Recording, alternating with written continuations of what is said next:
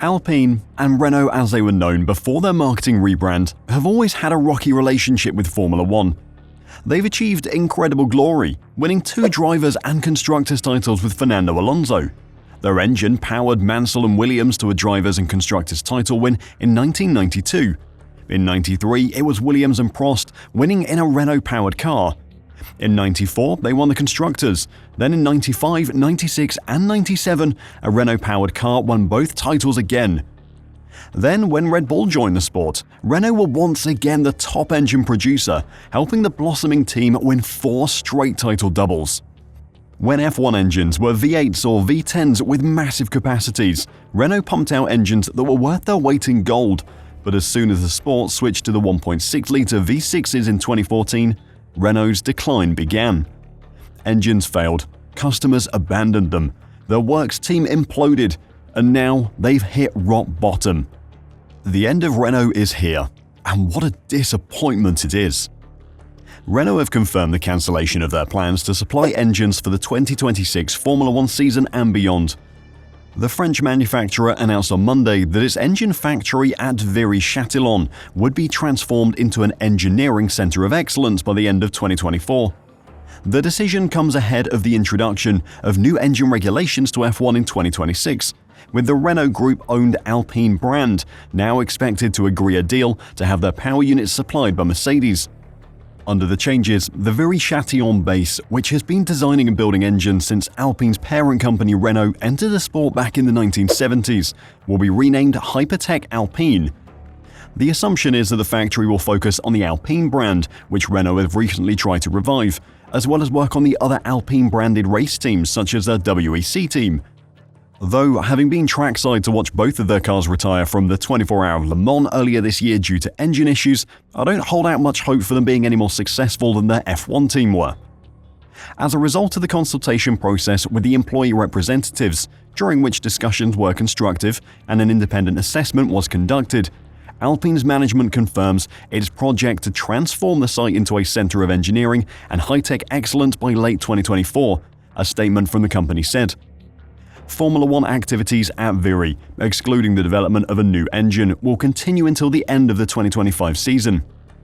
The announcement follows months of speculation and unrest at the company, which saw Viry staff members travel to the Italian Grand Prix during the summer to protest then developing plans to close the factory. It also comes shortly after another internal reshuffle at the Renault-owned squad, with former Benetton and Renault boss Flavio Briatore, the mastermind behind Crashgate, returning to F1 and the Enstone team he previously led as Alpine's new executive advisor earlier this year. His role was said to cover scouting top talents and providing insights on the driver market, challenging the existing project by assessing the current structure, and advising on some strategic matters within the sport. His role would certainly have allowed him to influence the future of the engine project, though his appointment is far from the only reason the shutting down of the factory has happened. This outcome has been on the cards ever since Renault Group CEO Luca De Meo ordered a review into the F1 operation, including the viability of continuing with creating their own power unit at their engine base in Viry, France several months ago. De Meo has understandably been irritated by Alpine's recent form, the French squad having been dragged back into the pack and at times have languished towards the bottom end of the midfield, while a flurry of senior personnel have departed over the last 18 months. It's well known that the Renault power unit has been the weakest in terms of power output for several years now. At some tracks, that has cost the team several tenths of a second, which in a tightly packed field is the difference between qualifying in the top 10 and getting booted out in Q1. One of Otmar Safnauer's final actions as Alpine team principal before he was unceremoniously sacked at the 2023 Belgian Grand Prix was to beg the rest of the grid for special dispensation to allow Alpine to improve their engine to a point that it was almost on par with the rest of the grid. That request was met with a brick wall though. Before I tell you about what Alpine do now and talk about why, despite this being a huge embarrassment, it's probably a good move for them, I'd really appreciate it if you could like the video, and if you want to catch some F1 news every day, then make sure to subscribe. Right, with their own engine project canned and tens of millions of dollars worth of work essentially wasted, Alpine must now try to find a new engine for 2026. Despite stopping production of their own engines, they are still going to be competing in the sport in the future. Though now the engine plant is shut down, I'm sure Andretti Autosport are on the phone to Flavio, trying to get in on one of his dodgy deals. Alpine's talks with engine suppliers have all been focused on one manufacturer in particular, Mercedes. Silver Arrow's boss Toto Wolff said he would be open to supplying another team in 2026 as a replacement for Aston Martin, who will run a works Honda powertrain. Discussions with Mercedes are understood to be continuing, however Alpine have yet to comment publicly about their plans. While 2026 may seem a while away, the deadline for Alpine to secure an engine supplier is actually much sooner. From January 1, 2025, teams can begin working on the car for the new technical regulations, which come into place in 2026. If Alpine hasn't got a deal done for an engine supplier by then, designing their car for 2026 is going to be incredibly challenging. Every F1 engine is designed differently. How the different parts fit together and the overall volume of the engine is different with every single manufacturer. The engines take up basically the entire space behind the driver, and if Alpine don't know what shape their engine is going to be, then they can't design what the bodywork that covers it will look like. There is also the chassis problem. The chassis needs to be designed to fit around the engine and hold the engine in place. Without knowing what the engine will look like, you can't properly design the chassis, and with no chassis design, well, you can't really do anything. Yes, Alpine could do some broad strokes work, think about how they want to attack the new regulations and things that they think will work, but without the engine shape finalized, they can't do anything concrete. Of course, Mercedes will be more than happy to sell Alpine engines, it just has to be at the right price and on the right terms, and that is a discussion which will be happening at the moment.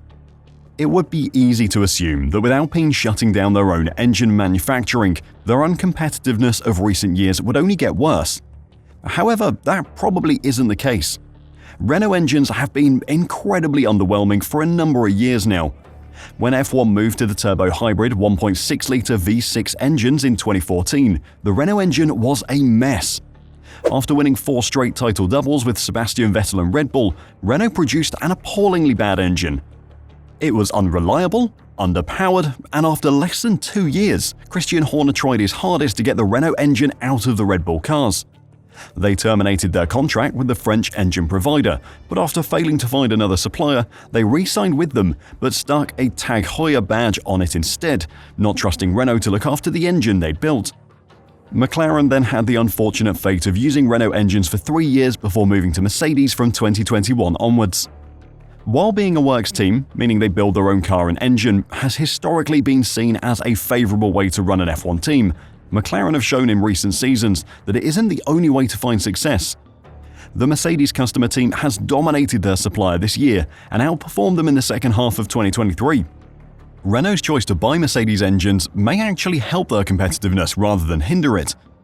Many fans will remember the early days of the turbo-hybrid era when F1 was dominated for years by a team which just had a stronger engine.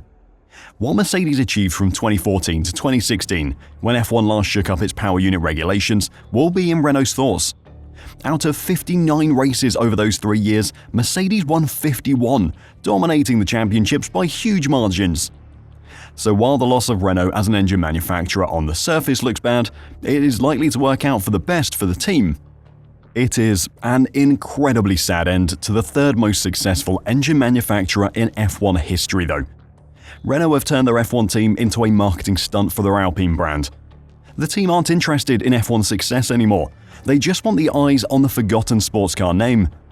If they were still interested in winning, they wouldn't be closing down their engine plant, they would be excited about what it could produce. A huge opportunity exists for an engine manufacturer to acquire an untouchable performance advantage over their rivals in 2026, but Renault aren't interested in that. They just want to sell Alpine cars. It is an expensive marketing stunt and one done at the expense of Formula 1. It's an embarrassing end to what was once a great F1 organization. What do you think of Alpine's decision? Are you as disappointed as I am? Let me know your thoughts in the comments down below, and until next time, drive safe and bye for now.